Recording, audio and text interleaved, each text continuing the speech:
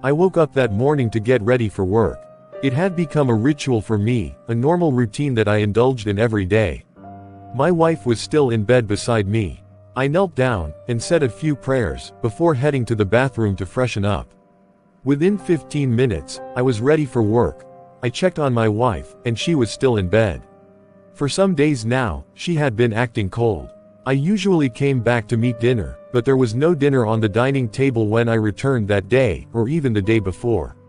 When I came back from work, our 2 kids had already gone to bed. It wasn't unusual. Sometimes, I don't get to be with them until the weekend. My darling wife, the woman I love so much, was not her usual self. I thought it was one of those mood swings she normally had, and whenever I asked her what the problem was, she would tell me she was alright, and just tired from chores. I was also tired when I returned that night. All I wanted to do was eat, freshen up, and go to bed. I refused to pay attention to her moods, or attitude. When I didn't see my food on the table, I went to the kitchen, and quickly made a cup of tea, which I took with bread. By the time I was done, she was already deeply asleep. I did not think about her cold attitude that night. I went straight to bed, and within a few minutes, I slept off too. In the morning, waking up, she was still lying there without turning to look at me, or showing those caring gestures I enjoyed so much. After getting dressed, I called her name to inform her that I was leaving, but she did not respond. Julian, honey. No reply came. I moved closer to her, and tried to touch her, but she pushed my hand away, and turned her face to the other side of the bed. Whatever was wrong with her was definitely not from me, because I made sure I provided everything for her, and our 2 kids. Anytime she said she wanted something, I would try and make sure she got it. Even if it was just half of it, I would still try as much as possible to provide it. I work so hard for my family, to give them everything they ask for. My wife doesn't do anything, except take care of the house and the kids. If something was bothering her, or she needed money, all she needed to do was speak to me about it, not put up ill behavior in order to get it. I decided I would keep ignoring her, until she was ready to tell me whatever her problem was. I left her and went to the kids' room. I quietly checked on them, while they were still sleeping that early morning. I picked up my car key and backpack, before moving out to my car. I left the house at 5:30 a.m. that morning. It was my normal time to leave, so that I could beat traffic, and arrive early at the office. I got to the office by 7:49 a.m. As one of the managers in my company, I have to live by example. I normally arrive before some of the staff. The office cleaner is usually the only one who arrives by 7 a.m. to clean the whole office. Our normal resumption time is 8 a.m., with a grace period of 30 minutes, making it 8:30 a.m. I'm both the marketing and logistics manager in my company, and my post requires a lot of traveling. I travel to different states when the need arises. I make sure I don't spend too much time on trips, in order to be with my family. During the weekend, I spend quality time with them, and even take them out for fun. Whatever was making Julian act up, only she knew. I started with my usual office work that morning, and during the day, I decided to call my wife to check on her, and the children. Her response was discouraging and cold. She threw a few words at me, "We are fine," and ended the call immediately. I was running out of patience with this attitude of hers, but I maintained my cool, and carried on with the rest of the day. My friend Dave called me out after work. Dave and I usually chilled after work at a nearby lounge, having a few drinks before heading home. We played snooker, and enjoyed some football gist with a few other men, who also stopped by on their way home from work. I don't drink much, but the thought of going home to my overbearing wife sometimes kept me outside. That day, I told Dave that I wouldn't be able to join him. I had to get home earlier. I entered the road and started driving home. The traffic was building up again, as usual, and I followed it as it flowed. Different thoughts crossed my mind about what could be Julian's problem as I drove home that evening. She couldn't have known about my affair in Manchester. It was a secret and a mistake I tried not to repeat. It had been over 3 weeks since it happened, right in my hotel room in Manchester when I traveled for work. My office takes me around the country. I enjoy my work, and have been with the company even before I got married, and had kids. It's been 10 years since I joined the company, and now I'm their head of logistics, as well as marketing manager. During my last trip, as I was sitting at the hotel lounge with a drink and laptop, working, I looked up from my laptop, and saw this beautiful lady sitting alone with a cocktail drink. Her legs were crossed in a fashionable and admirable style. Her fresh, fair thighs were exposed. She wore a small tight gown, and was busy with her phone. I couldn't take my eyes off her. I tried to concentrate on my work, but kept stealing glances at her. She looked in my direction, and later looked away. Maybe she was waiting for somebody, perhaps her man, or maybe she was just chilling alone, I thought to myself. I couldn't concentrate on my work, so I decided to move to where she was sitting. We got talking, and that was how everything happened. I got carried away with the beautiful lady. At first, I didn't want anything intimate with Zoe to occur. We exchanged numbers, and she later left that night. It was the following day that our affair started, and after each makeout in my hotel room, I felt a heavy load of guilt in my mind. We mated twice in my hotel room. I knew if I spent more time in Manchester, Zoe would trap me in her passionate web. I had to find the courage to leave, even before the main day I had planned to. When she called me, I told her that I had already gone back to London. She was not happy, but I owed her nothing.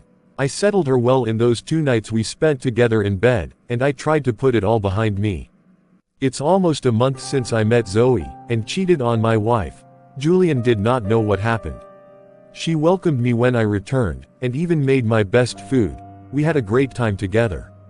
I hated the guilty feeling that clouded my mind, whenever I thought of what I did with Zoe, but it was behind me now, and nobody would ever know. With Julian's attitude, a lot of thoughts were crossing my mind. What if she later found out about the affair I had in Manchester with Zoe? No, not possible. I was very careful, and didn't leave any trace for her to know what I did. Something else is making her sad, but definitely not the affair. She had complained to me about the washing machine and the gas cooker having faults, and I told her I would call someone to come and check them, which I did. The man said he would come over once he was done with the work at hand. I guess before I came back everything was fixed, because Julian did not mention or complain about anything again. I do whatever she asks of me. So what is the problem this time? This is why I decided to go home on time today. Maybe I would get the word out of her. I got home, and Julian was getting the children ready for bed. The kids ran to me and hugged me. Clara, my daughter, is 7 years old, while Henry, my son, is 5. The 2 kids were enough for us. It was an agreement between me and my wife. We wanted 2 or 3, but since we had Clara and Henry, a girl and a boy, there was no need to keep trying for another child.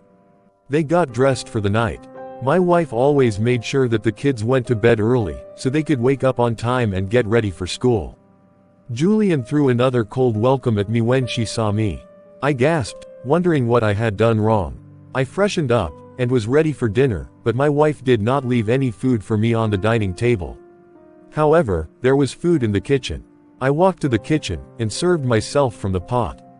I noticed a small new gas cooker, with just one burner, standing at one side of the kitchen. The big cooker looked unused. I wondered what Julian was doing with a small cooker, when we had a big one that could take 4 pots at the same time. I didn't think much about the cooker. I collected water from the fridge, and carried my food to the sitting room to eat. Julian was sitting down with a mug of her usual hot chocolate, her eyes fixed on the television that was showing her favorite program. I looked at her, but she didn't bother to look up at me. I sat down to eat, and as I ate, I tried to hold a normal conversation with her, hoping she would loosen up. Honey, how was your day? Fine. What is all this madness she is trying to form?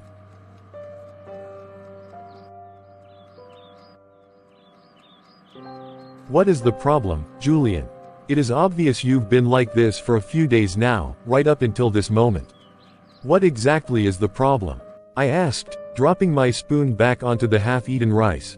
I had lost my appetite and couldn't continue eating, and just as expected, she threw her reply back at me. Nothing. The children, did they trouble you?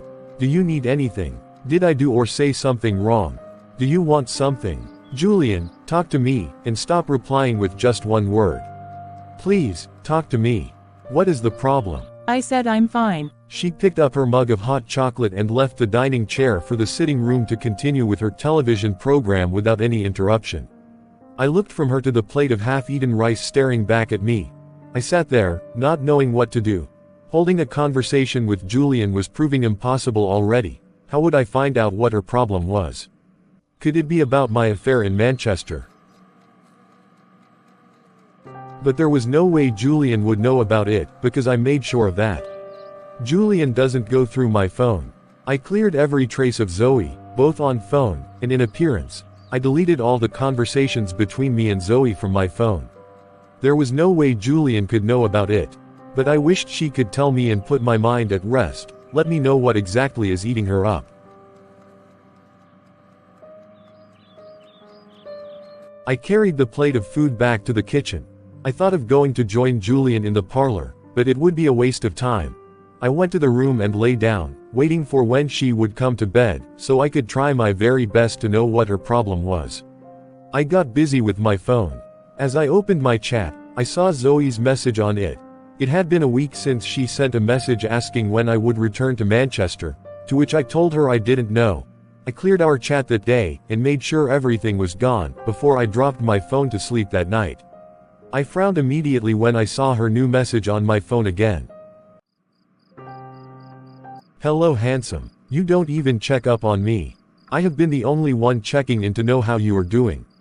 That's unfair, sweetie. Even though you made it clear that you are married, that shouldn't make us enemies or strangers. I was at the Manchester Hotel Lounge, the same place we met. I was there this evening to have my usual cocktail drink, and all I could think of was you, and how much your touch left in my heart. I miss you, sweetie, and I wish you would return to Manchester soon.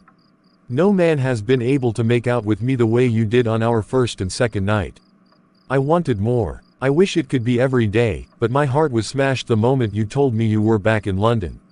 I look forward to having you back here. Don't keep me longing and waiting. Please reply whenever you see this. Love you. Kisses. I read it all over again and began to think of the next reply to give her, so she would stop calling and texting me. I didn't want Julian to ever find out that I had an affair. I had slept with another woman during my trip to Manchester. That alone would hurt Julian, and make her lose all the trust she had in me. But what if Julian already had an idea about the affair?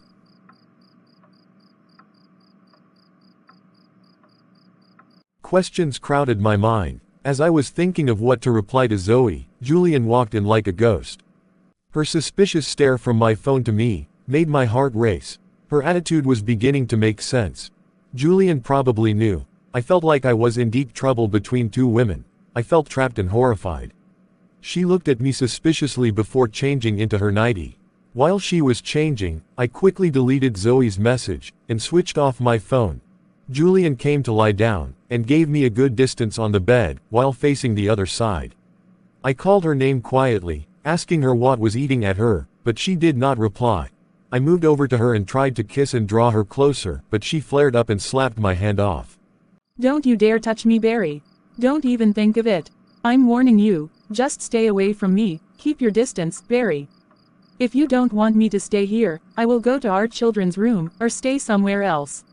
Respect yourself and don't touch me with those hands of yours. I was speechless, watching her rage at me. Something was seriously wrong. Julian only calls me by my full name when she is mad at me. She hardly calls me Barry, only when I piss her off.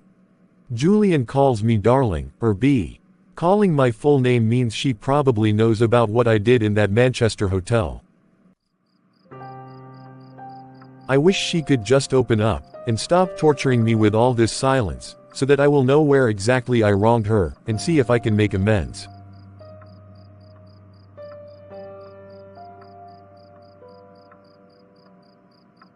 She covered herself with the duvet, and turned to the other side of the bed, avoiding me like a plague. I sat down quietly, and began to talk to her. Even though she may not reply to me, I wanted to get the words out. Julian, even if your husband does something wrong, this is not the best way to let him know about it. I wish you could tell me what exactly is the problem, rather than doing all this. What did I do wrong, Julian? Tell me. Did you see or find out anything, or even hear about anything? I was thinking it is because I have been coming home around 8 p.m. and never met the children before they sleep. That was why I decided to close early and come home on time today, but yet you are still not happy. Do you need anything? Say it, tell me and I will do it. Julian, whatever it is, I'm sorry. I hate it whenever you are acting like this. I don't even know what to think or do anymore. I cherish you, Julian, you are the wife of my youth, and we will grow old together. I love you, honey, and I'm forever grateful to you for giving me two beautiful children, Clara and Henry. I hate to see you sad, honey, what did I do? Honey, please talk to me. After all the long enticing words, she still did not answer me. I tried to make another move, but she slapped my hands off, and gave me another strong warning not to touch her. I gave up, and decided to force myself to sleep. The following morning, I was up very early as usual, and got ready for work.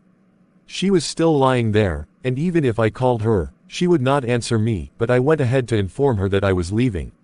I was not expecting a reply, but was shocked to get one from her. Why are you telling me that you are leaving?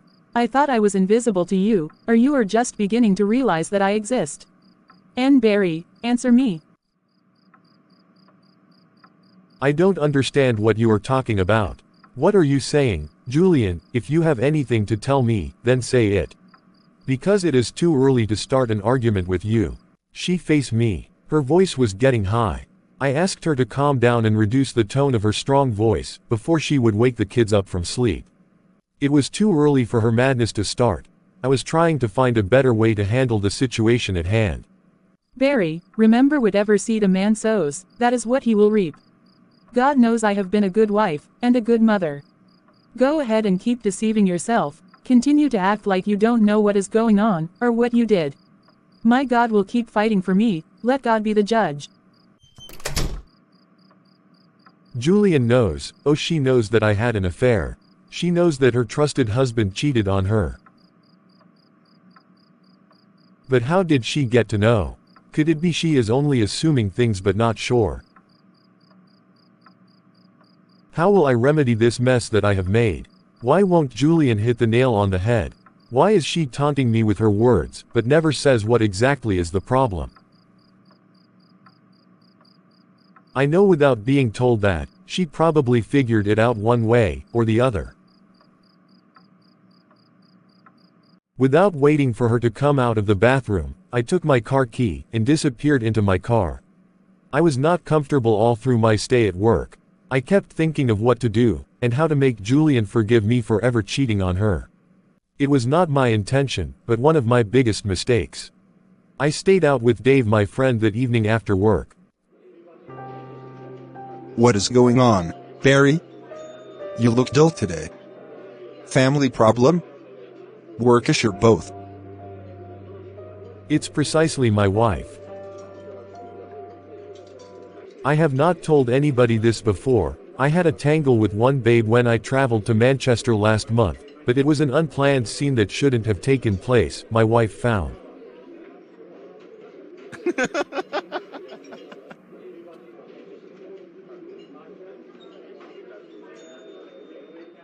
Wait, Barry, you of all people that used to preach to me about infidelity in marriage? I'm shocked.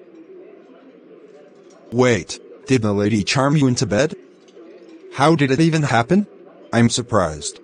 Don't tell me that your wife found out about it?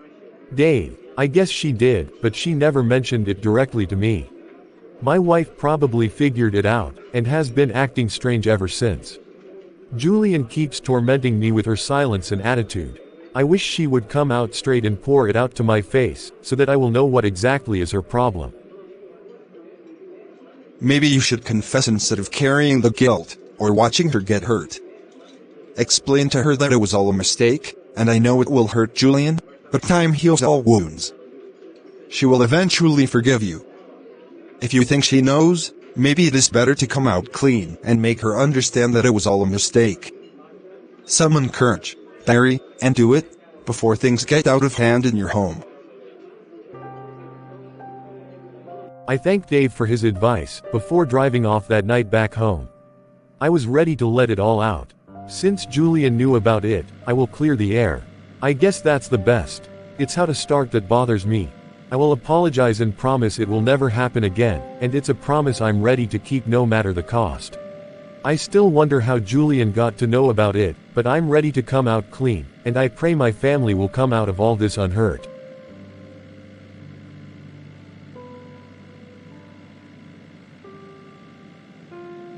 As I drove into my compound, I did not come down from the car immediately. I waited, reminiscing over my life, and how this dirty secret that is no more a secret may deter my family. I relaxed back my head, shut my eyes, and began to think within myself. How did I even get into such a mess? I have not cheated on my wife before. Why did I allow my hot desire for Zoe to lure me into bed with her? How can I undo what I have done? I thought it was going to remain a secret. But it is obvious that I have been exposed. Julian has figured me out, and now she may never forgive me. This whole saga may affect me and my family greatly. I wish I had remained on my seat, or returned back to my hotel room, instead of getting acquainted with Zoe.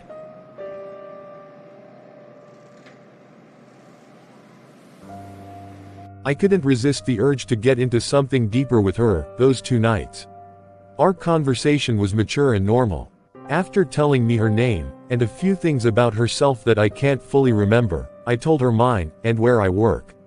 I even gave her my business card. It was hard for me to deny my family.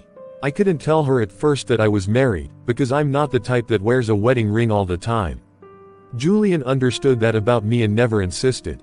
My wife trusts me, but I betrayed her trust and I hate myself for it. It was the second night that I told Zoe I was married, because the guilt of not telling her earlier was already eating deep at me.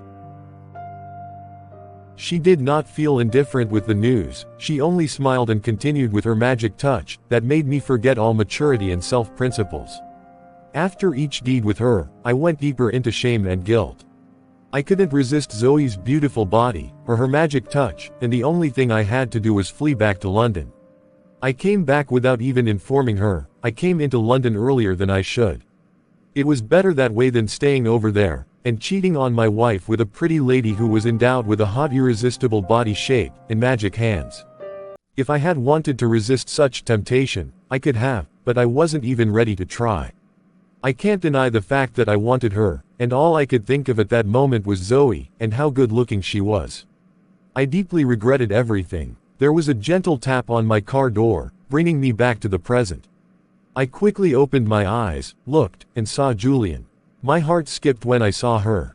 I wound down the car glass, turned off the air condition, and the car ignition. It was time to face my fear and confess my sins to her. I guessed she heard the sound of the car when I drove in, and was waiting for me to enter the house, so that she could continue with her usual torture, and when she did not see me immediately, she decided to check up. If it was before, Julian used to wait up until I arrived home. She would look out for me and call me to know where exactly I was. She was sweet and loving back then, but suddenly she doesn't care if I exist or not. I became her worst enemy. It was all my fault, and I was ready to confess it all, that night to her.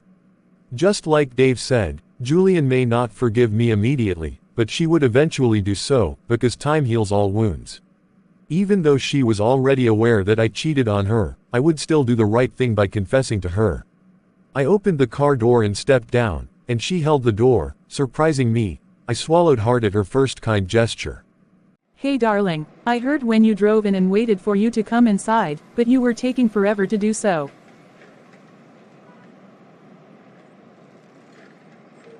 What is going on? Because I don't understand this woman again. My confession was still on my mind, as I took my jacket and backpack from the car, before locking it. Julian came to help me with my backpack, and insisted on carrying it inside for me. I let her do so. I wanted to ask her if she was alright, if she was still the Julian I saw this morning before leaving for work. The same Julian that was at war with me. I walked into the house, and the food aroma greeted my nose. I looked over at the dining table, and it was all set out. I began to wonder what we were celebrating. It was not my birthday, not Julian's, or any of the children's birthdays. It wasn't even our wedding anniversary. So what were we celebrating that was making Julian all loving and happy? The kids were in bed, but not yet asleep. I spoke with them for some time, before walking into the room I share with my wife. Julian wrapped her hands around me immediately we entered our room. I was still very speechless, not knowing what to do, or what to say. I didn't even understand what was going on. I cleared my throat and said, "Honey, what is going on? I really have something I want to tell you. Please, I'm pleading, don't be mad at me. I deeply regret." I finally summoned the courage to speak, but I couldn't complete the sentence I had memorized before. It got stuck halfway as I saw her smile change into confusion, or maybe shock. Her hands were still wrapped around me. She did not reply immediately, or ask me to go ahead with whatever I had to say. After some time, she loosened up and said, "The engineer finally came this morning with his boys to fix both the washing machine and the gas cooker. Everything is now in order." "Honey, I don't understand. What are you talking about? What engineer?" "Barry, you remember that 4 days ago, I complained to you about the cooker and the washing machine having issues. I even complained to you before then, but nothing was done. The cooker was not coming on, while there was still gas in the cylinder. The washing machine too refused to start. I complained twice to you about it, and you said you would call somebody to come and fix them. All through that day I waited, and nobody came, and when you came back from work, you never mentioned anything concerning it. I felt you probably forgot again. I was angry with you for not caring enough about me and my needs. Doing the laundry with my hands every day was difficult, and I had no option but to buy a smaller gas cooker, because I refused to repeat the same complaint to you again, until you figured it out and fixed the problem. The engineer came this morning after you left for work. He apologized and said you actually called him, and he promised to come, but something came up, which delayed his coming. He fixed everything that needed fixing in the house. I didn't know that you called the man. I actually thought you cared more about your work, and totally forgot about my needs. I'm sorry, darling. I know I have been a pest these past few days. Thank you for always loving me and understanding my difficult side. I love and trust you with my life, and you have been working so hard for your family, just to give us the very best. I'm not an ungrateful wife. I really appreciate all your efforts." "So what was that you wanted to tell me before?" Thank God I did not say anything about Zoe to Julian. "Honey, I thought you were mad at me because I wasn't giving you the needed attention that you wanted. So, I was planning to ask my company for a month's leave, so that I can be with you. But since everything is sorted, I will rather postpone the leave till maybe towards the end of the year, or what do you think?" It was okay with Julian. She gave me another warm hug, and I just stood there thanking God for saving me. I almost poured out the confession to Julian. I was really happy that I didn't. All this while I thought she found out about my affair. I felt so free that it was a different thing that was bothering her. I freshened up and had a relaxing bath. My dinner was well prepared and dished out to me, by my loving wife, with a smile on her face. I ate to my satisfaction. I checked on the children again, before retiring to bed. It was a good night with my wife, and all my worries were forgotten. She was up around 6 a.m. the following morning, which was a Saturday, to make breakfast for me. A cup of tea, and toast bread was served just the way I like it. Julian was back to her normal self, and I was enjoying every moment with her. Since it was a weekend, it was a good time to unwind with my family. I assisted with some of the house chores, laundry, and getting the children ready for our usual outing. I had a great, loving weekend with my family all through. I resumed work on Monday, and throughout that week, it was as if Julian and I were newly married. I even told Dave that my wife was only angry because she thought I cared about my work more than her, after she complained to me concerning some home appliances that were faulty, and needed fixing, but nothing was done for days. Dave laughed so hard. He said it was good that Julian did not know about my dirty secret, and it's better to let the sleeping dog lie, and I totally agreed with him. I will let whatever happened with Zoe in Manchester stay right in Manchester. Julian will never know, and I will not do anything to hurt her intentionally. If Julian could be that angry over common things that went wrong in the house, who knows how angry she would react if she found out about me and Zoe. She would never forgive me, her trust in me would be broken, and many things would go wrong. I will never allow that to happen. I will do anything I can to keep my little dirty secret away from my family. I love my wife and kids, and I will never trade them for anything. Zoe was a mistake I'm not ready to repeat ever again.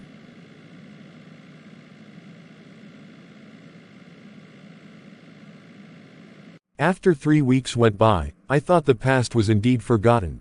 Zoe called once in a while, but I didn't pick her calls. She was the mistake I was not ready to repeat again. One day, while I was still in the office, I received a message from Zoe. As I opened the message, I was so shocked at what she sent. Zoe said in her message that she was in London, and was lodging in a particular hotel. She sent the address of her location to my phone, asking me to come and meet her there. I stared at the message for some time, not knowing what to make of the whole situation. Is Zoe truly in London? Why?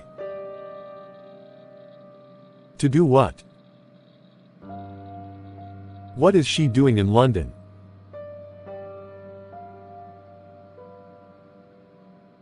Pacing around my office that day, after getting the message from Zoe that she was in London, and lodging in a particular hotel, such information ruined my day. I didn't have the intention of going to meet Zoe in a hotel, but the other part of me was curious to know what exactly Zoe was doing in London. I wanted to call her to know what she was up to, but just then, her call came in. I picked it up. Hello Zoe. Barry, I was beginning to wonder if you haven't been getting all my messages, or seeing my calls. You keep ignoring me, and never bother to return any of my calls or messages. Why is that? Are you the only married man on earth who cares about his family? I was really pissed at the way you kept on ignoring me. You showed serious interest in me right in Manchester, telling me how beautiful and sweet I was. Making me feel you truly want me. All of a sudden, everything changed. Ever since you returned to London.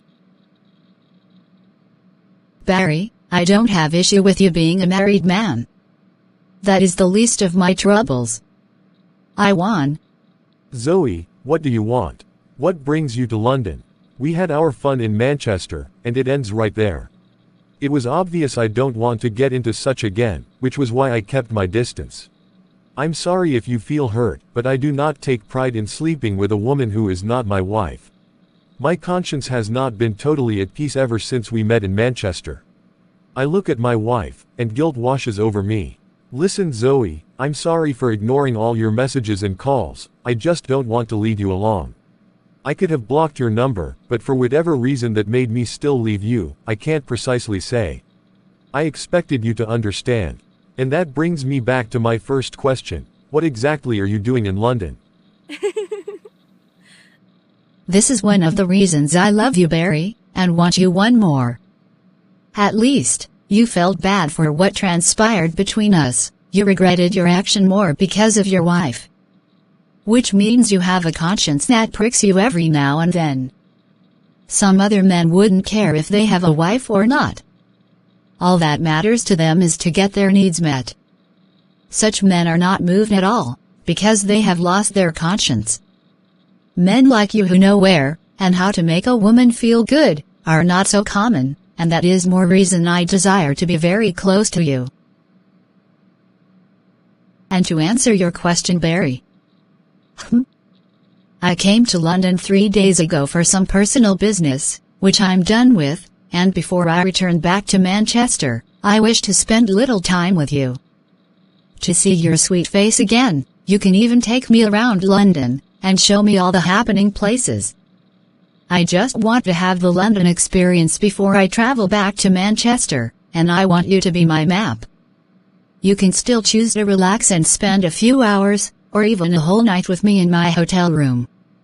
Your wife wouldn't have to know.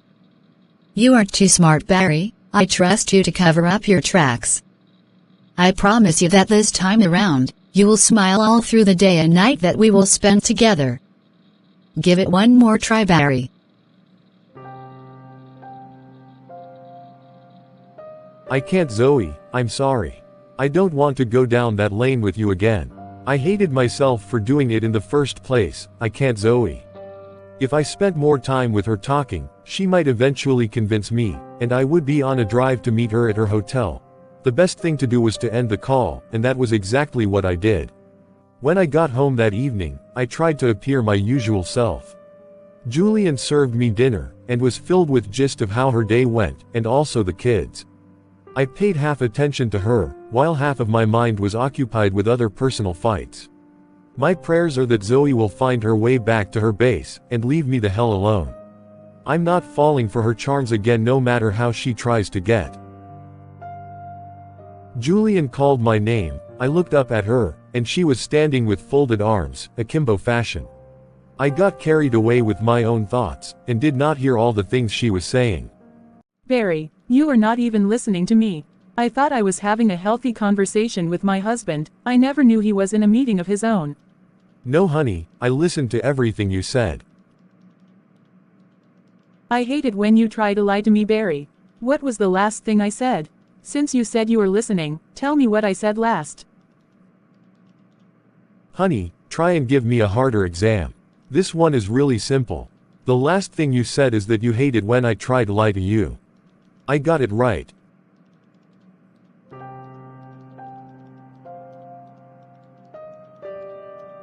Barry, don't bring work issues home. We can talk about it maybe while in bed. You can't be home, and your mind, body, and soul is still at work, or somewhere far from home. I don't like sharing your attention with someone else or something else. I need your maximum attention whenever your feet step into this house. I hate it when you are distracted. I took Julian's words as a warning. She hates to share me with anything or anyone, except the kids. That was very clear, and it got into me. I apologized to her for getting distracted. The following day, while at the office, I did not get a call from Zoe, which was a good thing. She had finally gone back to Manchester, I guessed. I breathed deeply and gasped out in self-relief, but some other part of me felt like I was hard on her. All that matters is that I'm free from her, and I have to think straight. Well, so I thought. On the third day, I was shocked when Zoe paid me a surprise visit in the office. I had totally forgotten that I gave her my complimentary card back in Manchester. She stepped into my office after I asked the receptionist to let her in. Zoe smiled, while catwalking around my office, looking at my wife and kids' picture that was on one of my office table stands. Your wife is beautiful, and you have cute kids. I wish my own picture occupied one side of your office, so that whenever you look at it, you would surely remember me. But I'm not jealous. Your wife is ordinarily beautiful. She can't be compared to me. Just take a long look at me, Barry. You have actually been missing a lot. I will give you what your wife can't give you. You tasted it twice and saw the difference, and if you are truthful enough, you will come to understand that what I offered is quality served hot, with undiluted romance. I don't think you can get it anywhere, not even from your wife. I walked to where she stood with my wife's picture, collected it from her, and placed it back where it was before. Zoe, what are you doing here? What do you want? I want you, my darling. You alone. I waited for you to surprise me, and come to the hotel I was lodging at, but you failed to do so. I waited for a good 2 days, hoping and watching out, but you didn't show up. If Barry refuses to go to the mountain will come to him. I am the mountain, and I'm here because you didn't come to me. She blew a kiss at me, put a finger to her mouth and licked it. She pushed out her breast, so that her chest became very visible.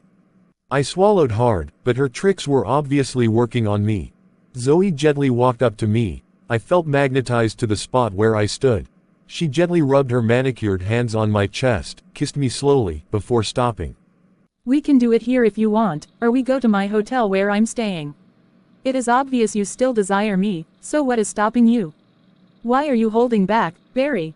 I'm willingly offering myself to you, why not grab the opportunity? I truly miss you and want you, Barry. No man has been able to fill in that gap ever since then. I don't care if you are married. I just want you, my love. She kissed me again, trying to unbutton my shirt. I moaned her name gently as I returned the kissing. I wanted to let go, but I was cobwebbed in her charms again, and couldn't get free. My phone rang, bringing me back to reality. There was a heavy swell underneath my trouser. I felt embarrassed at myself, as I rushed to pick up the caller. I swallowed hard again when I saw who the caller was. My wife was calling. As I tried to calm my racing heart, so that she wouldn't suspect anything, the call suddenly ended, and she called again immediately. Hey honey. Darling, I'm in your office, are you busy? I was out to buy some foodstuff at the supermarket not too far from your office. I decided to bring lunch along for you, since I will be stopping by. I'm on the lift coming towards your office right now. The receptionist informed me that you have somebody in your office. I can't trust anyone with your food, so I'm bringing it straight to you myself. See you shortly. I opened my eyes and mouth in shock. My manhood that bulged out was very obvious evidence that something fishy was going on between Zoe and I. My wife is going to find out. Oh my god. Confused on what to do, I quickly asked Zoe to readjust herself and sit like an office lady, but she looked like she didn't care. I was still buttoning up my shirt when the doorknob turned, the door opened, and Julian walked in. I was standing behind my office table, lucky enough it covered my waist and down below. Zoe was well seated, and pretended as if she was going through a file, which she picked from my table. Julian stepped in with a bag containing the food flask, and her handbag. I needed to go round the table to welcome my wife with a hug, but it seemed the bulge was determined to disgrace me today. Hey honey. I picked up a file, and held it down in front of the swell in my trousers, covering my shame with the file in an unsuspecting way, as I tried to walk up to Julian. Darling, I hope I did not interrupt your meeting. She was staring at the fine lady seated calmly in my office. Her eyes traveled around the office in a suspicious way. Julian would never suspect that I cheated on her, because she trusted me, and I had never given her room to think otherwise. I was good at covering up my tracks. Julian was very smart, but when it came to me having an affair, it would be a great doubt to her, because I once overheard her boasting to one of her friends from the children's school that I could never cheat on her. She had 100% trust in me. Thinking back, and knowing that I had betrayed her trust, made me feel disappointed in myself. I was counting my steps, while walking down to hug my wife, but there was no way I could hug her without her feeling the swell I was trying to hide. Zoe noticed my discomfort, and the file I held firmly in front of me, and knew what was at stake. She quickly stood up, and I was shocked at what she wanted to do. She smiled and winked at me before turning to face Julian. Zoe gave her a convincing smile as she went over to her. I stood frozen, watching what Zoe was up to. My heart skipped as I wondered if Zoe wanted to expose my secret to Julian. As Zoe stood close to my wife, she turned to me and said, Mr. Barry, you never told me that your wife was far more beautiful in person than in the picture. Hello, beautiful Mrs. Barry. My name is Zoe Smart. I used to work from state to state, until I was fully transferred to the Manchester branch where I currently base.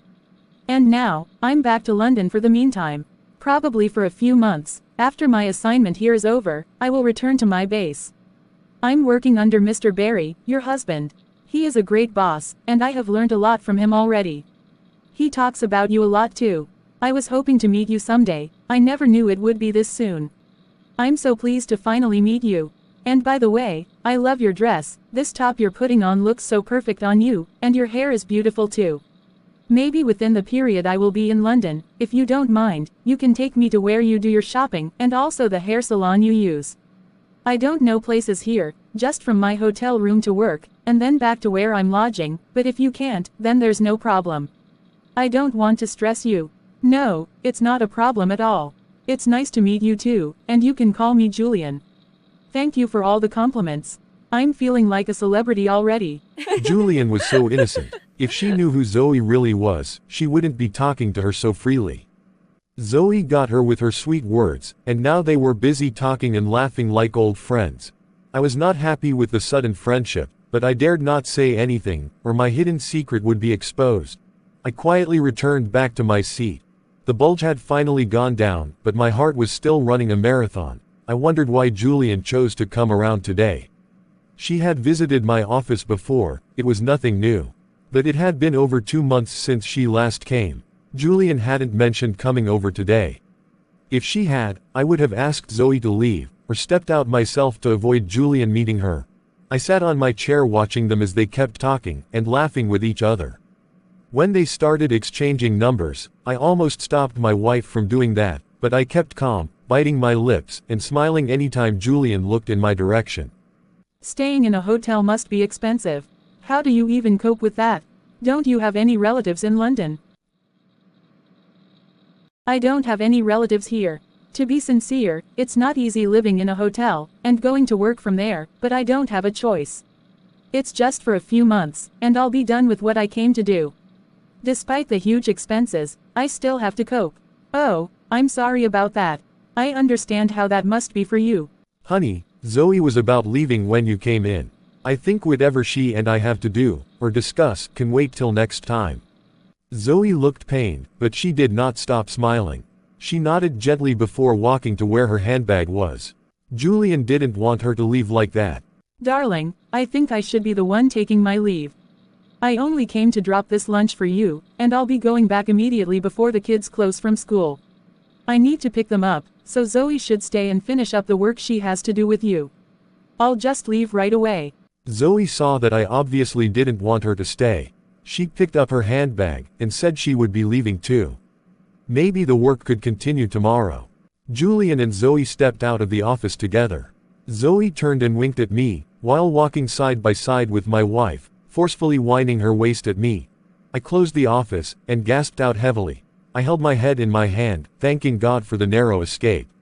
What if Julian had come in without a call, and caught me and Zoe in the act? How would I explain such a thing to her?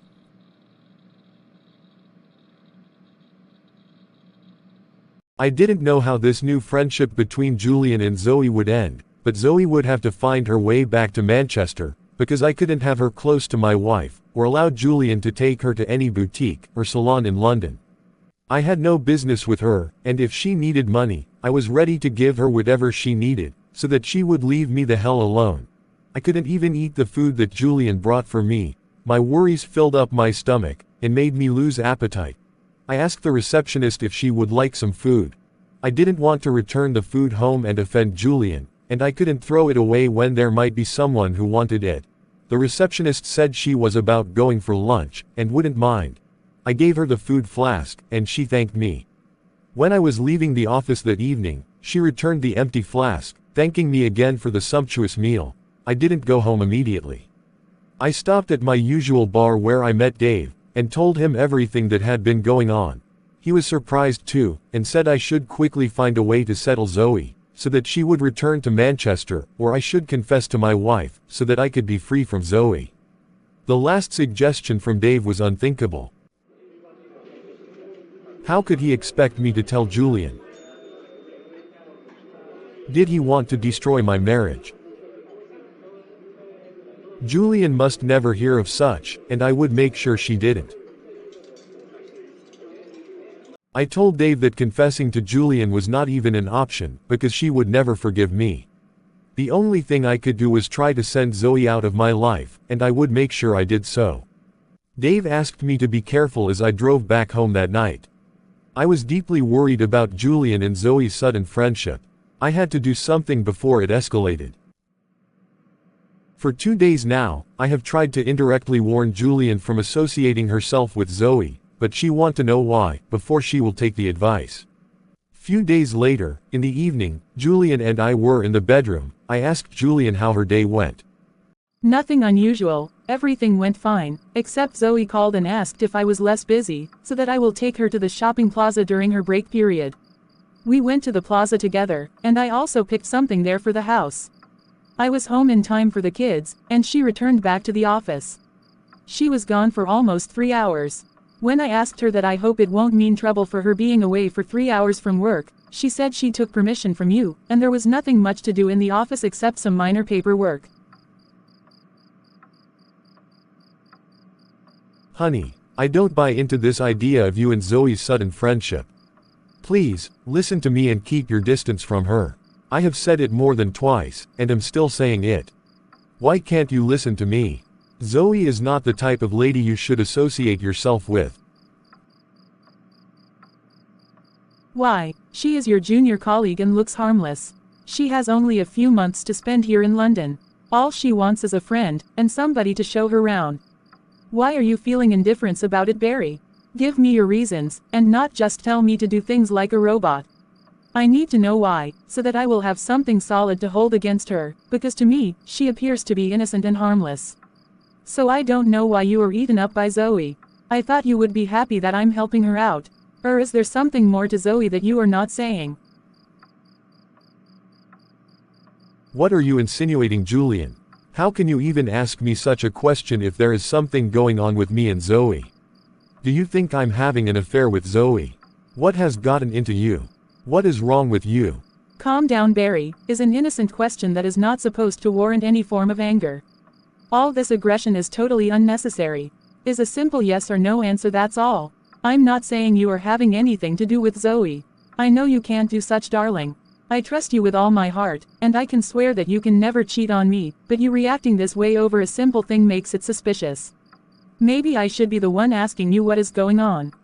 I swallowed hard. Julian was right. My reaction clearly shows that I am guilty of something which I try to cover up. Julian is not fooled. It is high time I stop acting so fast and let her be. I know Zoe will be going back soon. I can't watch Julian freely moving with her. I will find a way to send Zoe back to Manchester within next week. Honey, I only want you to be careful, that's all. You hardly keep friends, except maybe a few distant ones. I don't have any bosom friends except Dave, who you are aware of. Zoe may be working with me, but I don't know her character outside the office environment, and that is why I want you to be careful with her. I can never have anything to do with another woman. They don't even exist to me. Honey, I treasure you. And nothing can move me in any other woman's body. You give me all that I need. So what should I be looking out for again, when I'm not an unfortunate human being? All I ask is for you to be careful, and don't let anyone deceive you, or make you think otherwise about me. Don't even listen to mere gossip or home breakers. All that matters is that I love and cherish you, and can never ever be with another woman. Even their charms cannot catch me. I'm too strong for that. Julian laughed and I joined in. She was happy to hear me say those words. I wish they were all true, but what is done is done. I can only try to remedy it before it gets out of hand. My happiness is that Julian believed every word that I said to her. 3 days later, Zoe was at my office again. Isn't it time for you to return to Manchester? What exactly are you still doing here in London, Zoe? I asked her, as she was trying again to play around with my senses, by touching every part of her body, and walking around the table, to where I sat. I cautioned her to behave herself and return to her seat, or I will send her out of my office. You don't need to be harsh, Barry. It is obvious you desire me, but fighting so hard to resist the urge. I have invited you to my hotel room for us to have some fun, but you turned it down. Your office is not safe, or conducive for us to get down. But I wouldn't mind if you chose to unleash the man in you right here. I don't mind anywhere, as far as it's you. I'm here because I want to get to know more about London. I wish you will come around, and let's have one more night together before I go back to Manchester. I promise to go if only you will stop holding back and have me to your satisfaction. I cannot go back with all this my hot body, that's only for you. Barry, only you have the key to make it right, the right water to quench my taste. Looking at the way things are going right now, I'm beginning to get acquainted with your lovely wife. She is so naive, and does not know what is going on. She really sees you as a saint, a man with no sin. Such a thing makes me laugh so hard. You should be grateful that I saved you the other day. I will give you from now till Friday, which is 4 days from today, to come and meet me in my hotel room. I will be waiting for you, sweetie. She blew me a kiss, picked up her bag and catwalked out. My hands turned into a fist, which I hit so hard on the table. If seeing her one more time in her hotel is the solution to this whole problem, then so be it. At least she will leave me and my wife alone. I wish there was a better alternative, but I got none. I decided that I was going to go see her the following day after work. I met Dave that evening at the bar, and told him about Zoe troubling my life, and what she was asking of me. Don't tell me you are considering her offer? Barry, don't do it. Because she will not leave you alone like you said. rather you will get deeper and deeper into the act, and it will be hard for you to turn back. Were you thinking of going to meet her in her hotel? Dave, I don't really have a choice. If that will make her leave me alone, then I'm ready to do it. Since she wants me, that is fine. I will give her what she wants, so that she will be on her way to Manchester. I don't want Julian to find out any of this, and I want Zoe to be far gone, very far from me. I have been thinking of it all day, and couldn't conclude on what exactly I want to do. Don't be a fool, Barry. That girl is using your weakness against you, and you are letting her do that. Now she has gotten to know your wife, and they are gradually striking a friendship, which is very abnormal. Things are going to get awkward if you don't do the right thing. I know you are afraid of confessing to Julian because of the outcome. But isn't it better to right your wrong now, rather than to allow things to get out of hand? Think, man. Think. Don't allow Zoe, or whatever her name is, to destroy your home. Except if you also want whatever she is offering.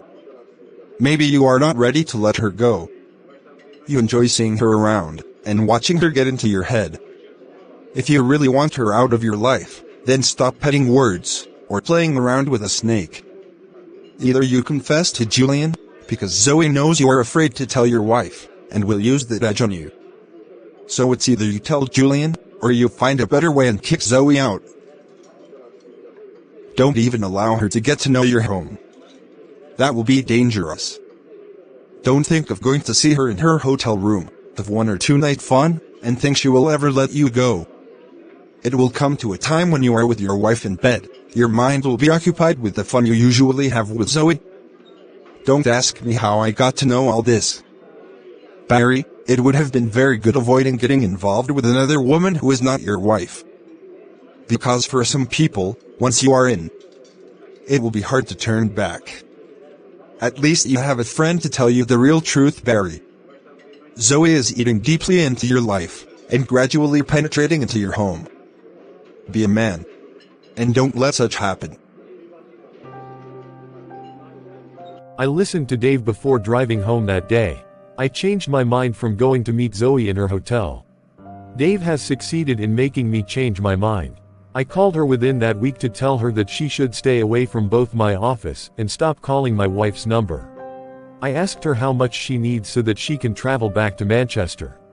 Zoe said she doesn't need my money, all she wants is all of me. I ended the call, because we couldn't agree on a thing. I was really tempted to go over and see her, but I stopped myself from doing such, as Dave's words came pouring into my mind. Within that week, I tried to concentrate at work. If Zoe waits, and does not see me, she will get tired, and will go back to her base. I have already told the office security never to let her in again. She was not allowed in my office ever again. Even if Zoe calls Julian to tell her what I did, Julian will never believe her, because she trusts me, and knows what I'm capable of doing. Friday finally came, and I closed from work, and drove to our usual spot. Had some drinks, just about football. Dave asked me what I finally did with Zoe, and I told him that she probably went back to Manchester, because I did not hear from her for days, after threatening her to keep away from me and my wife, and also asked the office security never to let her in. Dave nodded without much word, except what I did was the right thing. We had our other normal soccer gist, who is winning, and who is losing in the football game. We went into our different cars and drove off to our respective homes. Julian was at the door to welcome me. The children were awake, and were watching an animation in their room. Julian whispered to my ears that we have a visitor. I was about to ask her who could that be when I saw Zoe. Yes, the same Zoe is in my home. I was shocked, and almost dropped what I had in my hands, as she stood in the center of my living room smiling, and even greeted me cheerfully. I looked from Julian to Zoe, before pretending to forget something in my car. I rushed out and called Dave on the phone. Hello Dave, I'm in serious trouble. Zoe is in my home.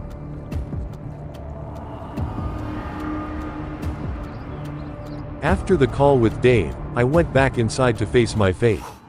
That night, I couldn't sleep, I rolled from end to end. I was not comfortable with the fact that Zoe was in the visitor's room. Julian asked me if I was alright, I told her I was fine. Deep down, I was very angry with her for what she did. She did not even call me to let me know that Zoe visited her within the week, and she decided to invite the mysterious witch to come and spend the weekend in our home. No information at all this while, I was happy that Zoe had gone back to Manchester. I thought her silence meant that she got tired of waiting, and decided to leave me alone. I came back, only to meet her right in my home. Julian decided on her own to bring trouble to our home. And she is so innocent, and does not even understand what she was putting me through, or who Zoe truly is. She only believes that Zoe was my junior colleague, who is so friendly, and also new to the London life. Julian decided to play the role of a map to her by showing her around, and allowing her to come into our home. How careless can she be? I was awake most part of the night, as I kept thinking of what to do. If I ask Zoe to leave my home, Julian may not like that, and Zoe may decide to expose our affair to Julian. I asked Julian why she let somebody into the house to spend the weekend without informing me first. She said Zoe asked if she could spend the weekend, and she agreed to her request. She thought I wouldn't mind at all, since Zoe stays in a hotel, and spends a lot on paying hotel bills. I don't know why Julian cares so much over a stranger, and does not care about how I truly feel. She just assumes things, and feels it's cool. I was boiling inside, I wanted to explode angrily, but all I did was to keep mute and remain quiet. The best thing was to play dumb and wait for the weekend to be over. That same night, my phone beeped. I checked it and saw Zoe's message asking me if my wife was already asleep, and if I cared to come over to her room for some fun. I gently turned and looked over at Julian. She was deeply asleep. The time was 12:43 a.m. Zoe was awake, and waiting for me to come over and meet her. I felt tempted to go, but waved it off. I deleted the message and dropped back my phone. Another beeped sound was heard, followed by another. I picked up my phone and saw her unclad picture. Zoe sent a picture of herself in undies, and wrote under it, "This is what you will be missing if you don't come over and eat me raw. We are very close to each other now. I'm right in your home, let nothing stop you from having a good time with me. A good opportunity for you to have me all to yourself because I'm eager for you. Come over, sweetie, and keep me warm. The night is too cold, and I need your touch. Your wife has you from year to year, all I ask is all of you this weekend only. I don't mind sharing you with Julian, because there is love in sharing. Come over, and I will make you see the difference between me and your wife in bed." The temptation was so strong. I wanted to run off straight to Zoe's room. Looking at her unclad picture which she sent to me, it was driving me crazy. I stared at the almost naked picture of Zoe right in my phone, and sweat broke out of my forehead. I looked over at my wife, and shook my head sadly. Guilt washed all over me. I returned back to the bed and deleted both the picture and messages. I typed a short message, telling Zoe that my wife was far sweeter, and satisfies me more than she can ever do in her entire life. I switched off my phone after sending her the message. I moved to my wife, drew her close to my arm. Julian stretched before moving closer to me, and I held her right in my arm, kissed her sleepy eyes and mouth. My wife was too tired and sleepy to respond properly. She remained right in my arm, her warm body calmed my racing heart, and that was the way we stayed, until I finally slept off. The following day, I did not get up in time, I remained in my room. I could hear Julian laughing and talking with Zoe. These two women were driving me crazy. Julian later came into the room and said, "Darling, I found out that the egg and beverage in the house will not be enough for today and tomorrow's breakfast. Let me run to a nearby supermarket and buy." "Don't worry about it, stay with the kids at home, let me go and get whatever is needed. Tell me what you want, and I will drive down and get them." No honey, I have to go just in case I see something else needed in the house, I will be able to pick. Julian insisted on going, and I let her. After she left to get some items in the supermarket, I came out to check up on my kids. They were still in their rooms watching Christian animations. Zoe was in the sitting room. She smiled and greeted me, and I nodded before walking back to my room. I don't have anything to say to her, and I was neither in the mood for words. I entered my private bathroom that I share with my wife. After brushing, I decided to bath before Julian will return. While in the bathroom, the cool shower was pouring down my head, when I heard the door of our room opened and closed again. I turned off the shower, and listened to know if it was my wife, but I didn't hear a sound. I called Julian's name, but no response came. I was trying to grab my towel when the bathroom door opened, and guess who stepped in? Zoe, the devil herself. My mouth was open, and no words came out. I stared at her in shock, as she pulled off her cloth, and stood naked. Since your wife is out, we can have time for ourselves. I need to shower too. I grabbed a towel and wrapped around my waist, before finding my voice to face her. Are you going crazy, Zoe? You were right in me and my wife's bedroom, and our private bathroom. Does that make any sense to you? There is a bathroom right in your room, Zoe. Each room has its own bathroom. If you need a shower, then go to the room you slept in and have one. But not right here. Julian can come in anytime. Are you aware of that? Do you want to get me into trouble? I was still talking when she kissed me, and her hands went straight to my towel. She pulled it off, and I lost my human senses as usual. This time I couldn't control it, or even think of getting protection before having her. She fired me up with every of her action. I pushed her to the bathroom wall, and was still in the middle of the action when I heard my wife's voice calling out. I did not even hear the sound of the door, or when she came back from the supermarket, I just heard her voice calling Zoe. Zoe was mute, and I was going to collapse this time from fear. When Zoe did not respond, Julian started calling my name, while moving towards our bedroom. My hands shake as I try to think of what to do before Julian will walk in on me and Zoe. Even Zoe was confused about what to do.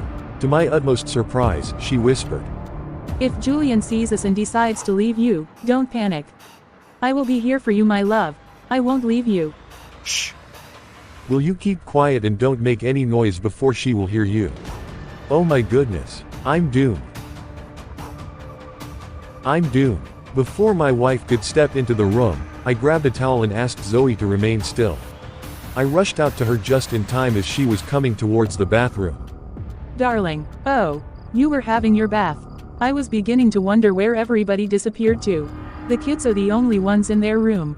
Did you see Zoe? You mean Zoe? No, I didn't see her. She is probably in her room, or she took a walk. I don't know where she is.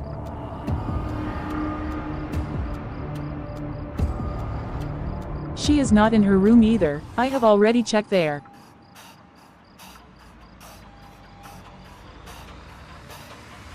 Are you all right, darling? Yeah, I'm fine. I will just finish up with my bath. I heard your voice and ran out. I did not hear when you came in. Please go ahead and make the breakfast. I am hungry already. I feel so sticky. Let me take a quick shower before going into the kitchen. We can bath together, darling. You know how fun that can be. My hands were beginning to sweat, and my legs couldn't carry me anymore. Julian was already removing her clothes, when my son called out to her. I asked her to go and answer him. He probably needs more cereal, since he loves having cereal as breakfast. Julian wore back her clothes and left the room. I did not know that I have been holding my breath all this while. It was after she walked out that I released my breath, and hot air filled my nostril. God, please, I don't want to die before my time. I silently prayed before turning to tell Zoe, who was standing behind the bathroom door, to wear her clothes and follow my signal. I left the bathroom, wore my clothes, and went out to make sure Julian was occupied in the kitchen. Julian was actually in the dining room making cereal for the kids. I stood there watching. After she was done, I followed her to the kitchen. The kids were going to see Zoe from the dining room when she comes out. So I asked them to go back to their room and watch some animation while taking their breakfast. But Dad, you don't allow us to eat breakfast in our room. I told them to eat there just for today, since it is a weekend. They left their rooms. I checked Julian in the kitchen. She had already started breakfast. I held her waist and kissed her neck so that my heart could be calm, and she would not suspect anything. She smiled and asked me to help in turning on the gas, and I quickly did so. While she was still cutting the onion and tomatoes, I quietly left and went back to the room. I gave Zoe signal to start marching out slowly, while I would keep my wife busy in the kitchen, and that was how I got saved that day.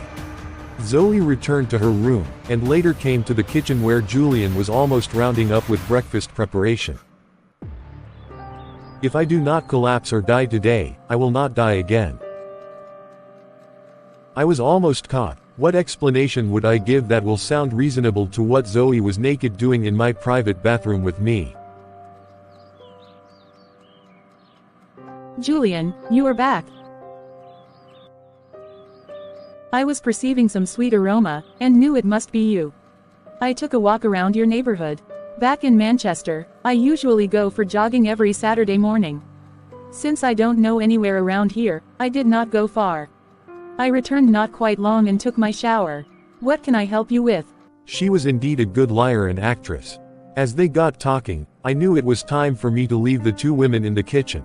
While Julian's head was bent on what she was doing, Zoe winked at me as I walked past her. I wish I could drive out of the house until Zoe leaves. But I don't trust her.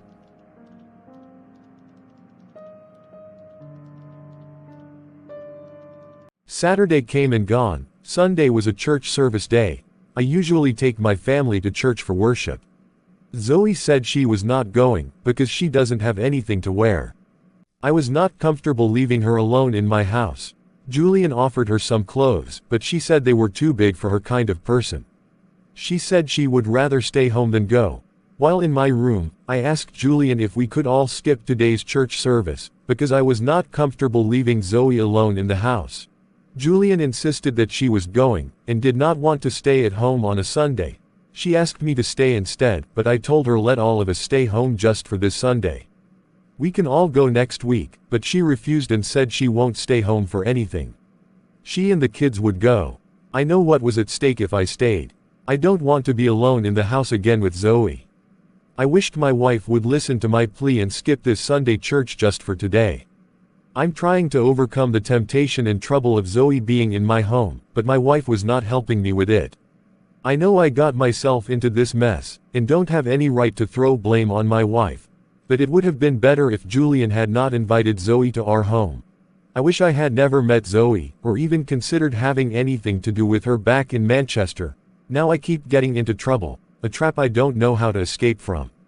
Today is Sunday, and I can't be left alone with Zoe. I pleaded with Julian to stay, and she insisted on going. Julian said that she doesn't want to miss the women fellowship which was after church service. She was already getting irritated with my plea, and asked me why I was begging her like a child just to stay home. She said she hates to stay home on Sundays, which I'm aware of. She stays home from Monday to Friday, and sometimes Saturday when we don't go out for weekend hangout. Sunday is the only time to mix up with others, and also worship and thank God for the past week and present week. I told her she can do all her prayer and thanksgiving at home. She refused. It was almost turning into an argument. I had to let go. Julian left for church with the kids, and I was alone again with Zoe. Unknown to me that the worst was about to happen. Just like the saying goes, every hidden thing has an expiring date. There was no escaping this time. Don't tell me that you are afraid of me, Barry. I heard you and your wife arguing over staying home just because of me.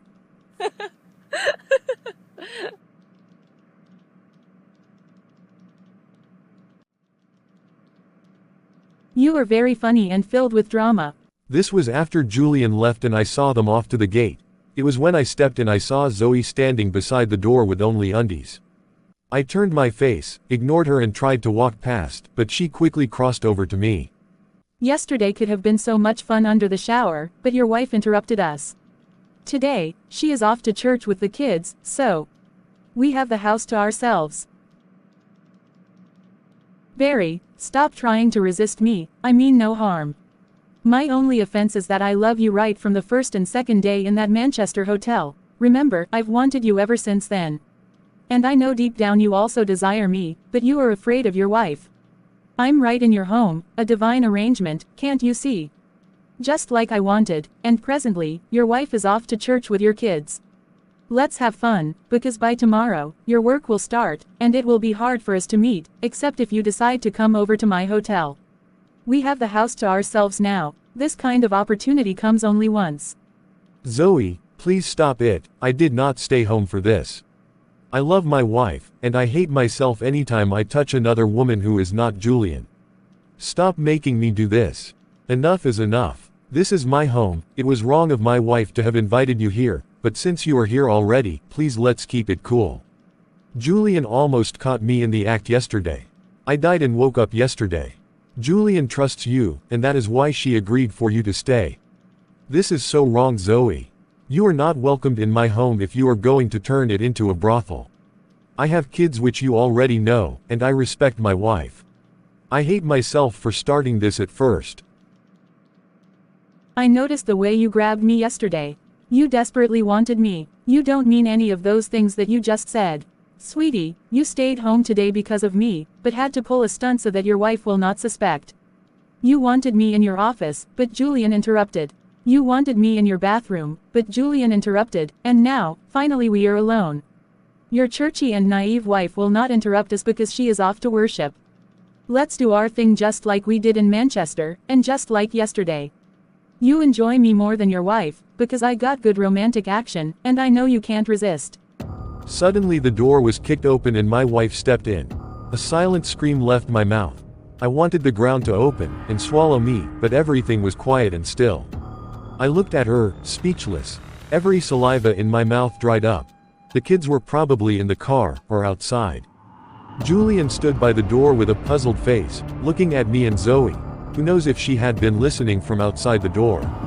Zoe, who was naked, gracefully picked up her undies from the ground where she threw it.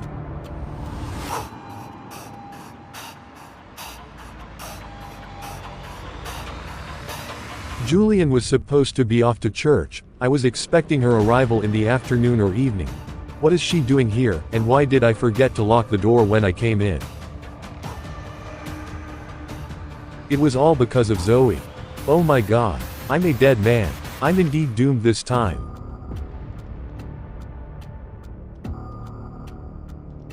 Honey, I can explain.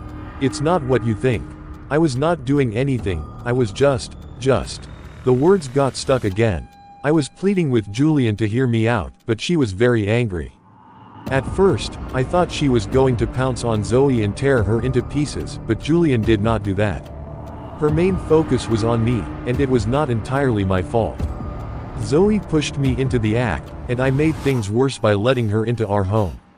After Zoe put her clothes back on, Julian stepped out and brought the kids in. She locked the exit door firmly, and took off the key, so no one would go out. She took the kids straight to their room, and got them busy with their favorite animation, then came out and closed their door. By this time, I thought Zoe had gone to get her things, so she could leave the house, but Julian had the keys. She left Zoe and me, and went back to our bedroom. Zoe came out with her things, but couldn't leave. I was afraid to go into the room to face Julian. She was probably crying or sobbing silently, because she never thought I would betray her the way I did. How could I even convince her and undo all my wrongs? How could I make it right again? A lot of things had already gone wrong, and might never go back to right. I finally summoned the courage to go to the bedroom, and my wife was neither crying nor sobbing. She just stood by the window, staring at nothing. Honey, it's not what you're thinking. When you stepped in, you can see that we were not doing anything. My clothes were still on. In fact, I was. Julian flew like a bee toward me, and the next thing was a hot, unimaginable slap on my face. I was still trying to recover from the first slap, when another one landed on the same cheek. What do you take me for, Barry? You actually take me for a fool, right? I knew it, I just knew it that something was going on. Yesterday you acted so abnormal, and I was convinced something was going on between you and that Zoe.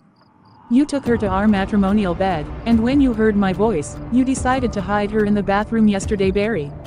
That is not true. I did not bring her to our matrimonial bed. I was having my bath when she came in uninvited, and came straight to the bathroom. I never asked her to. Shut up, Barry. You. I thought you were different. I was ready to swear with my life that my so-called husband was different from other men who mess around outside marriage. I trusted you, Barry, how could you? I smelled a rat between both of you, and decided to set the trap, and boom, you were both caught in my rat trap. I heard almost everything she said to you from outside the door. I knew one way or the other I would come to the truth, and it came sooner than expected. Barry, you allowed me to bring your side chick home for you. You watched me bring her home without saying anything. I thought she was your colleague who needed help to get around London after meeting her in your office. Oh Barry, you are evil. What kind of man will do such to his family? To his own wife? Only a terrible, heartless man like you. I exposed our kids to her in our home to a serpent I thought was human. You wanted her to kill me and my children, so that she could have you, right? God has exposed all your secrets. I will personally kill her with my bare hands. She messed with the wrong person. And you, Barry, you will not be spared. Julian, please, I'm sorry. I wanted to tell you earlier about Zoe, but I was afraid of the outcome. And this is what I feared most. I met Zoe in Manchester some months back, and I regret setting my eyes on her ever since. I did not invite her to London or to my office. She came by herself and found her way to my office. And you slept with her in your office? Oh yes, you actually did, Barry. You are a big disgrace to the good and faithful men out there. Her hotel and your office were not enough. You allowed me to bring her home, and were so happy when you saw her here. If you were remorseful of your dirty acts, you would have asked Zoe to leave our home, but you never did. Instead, you continued from where you left off, right under our roof. In our home, Barry. Honey, I was not happy having Zoe in our home. I tried to warn you, I did. You actually allowed her in without informing me. I was afraid I might ask her to leave, and she would decide to expose me. Julian, I did not take Zoe to bed. She came to meet me in our bathroom before you came back. I was afraid you would never forgive me. I could have confessed on time. I'm deeply sorry, honey, please forgive. Julian walked out without listening to my plea. I followed her. She went to the kitchen, grabbed a long wooden spatula, and rushed to where Zoe sat with her legs crossed, and her bag beside her. Julian descended on Zoe with full rage. They began to fight, and I knew Julian would beat the hell out of Zoe. She hit and kept hitting Zoe, who tried to defend herself, but Julian overpowered her. Zoe was shouting my name to save her from Julian. The children came out of their rooms to watch the fight. I sent them back, and ordered them not to come out. Julian hit Zoe with the wooden spatula, until Zoe fell to the chair. I tried to stop the fight. Julian turned to me with a finger. She started hitting me with the painful dry wood. You came to save your side chick. You are a shameless man, Barry. Julian hit me until my hands and head were bruised. She kept calling me names.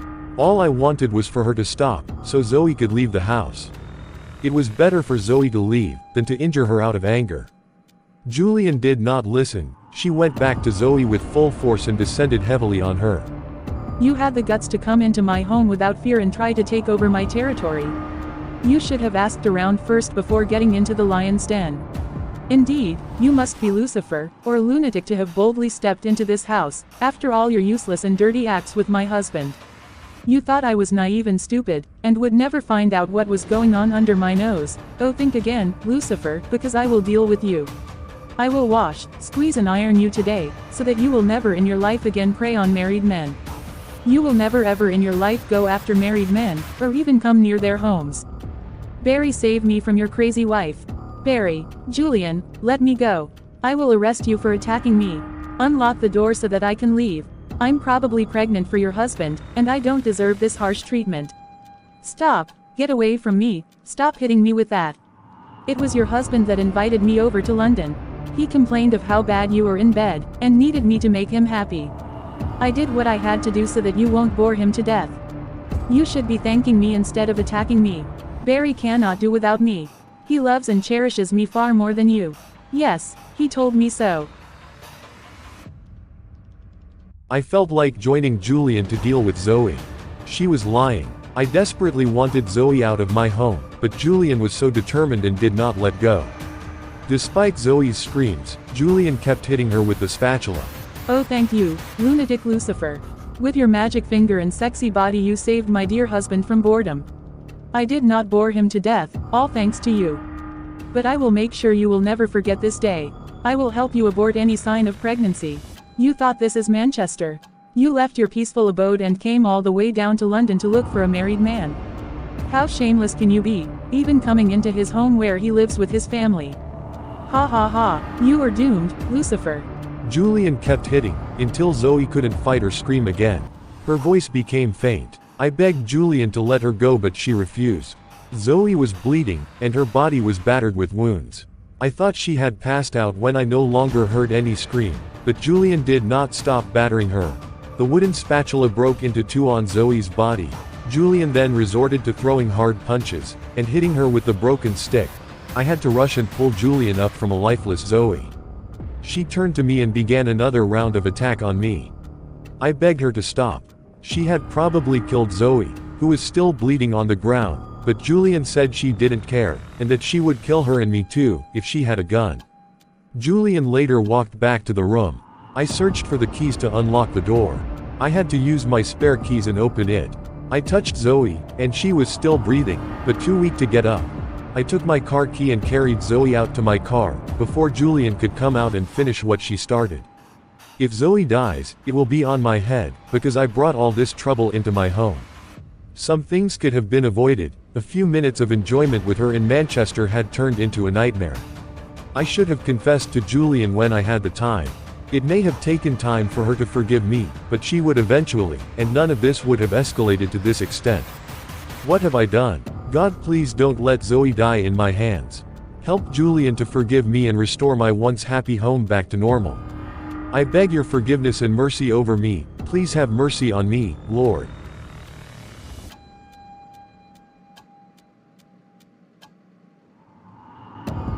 Zoe was admitted to the hospital, and treatment commenced immediately. She was stable before I left and walked back to my car. I called Dave and told him what had been going on. I told him that Julian almost killed Zoe, and Julian may never forgive me for what I did. I defiled our home, broke her trust, and lied to her.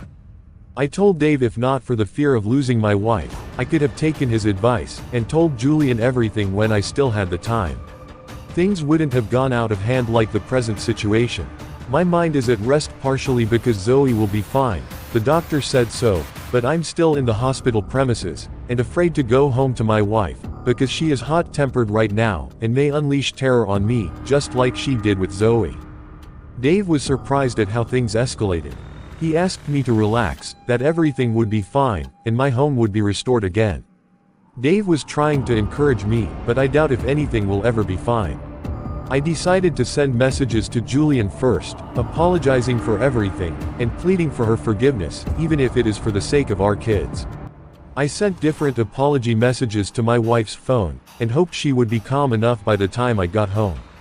I sat in my car for some time, thinking of how shambled my life had become. I later drove back home in the night. I sighted Zoe's bag beside the dustbin wheel bucket, located outside the house. Julian must have thrown it there out of anger.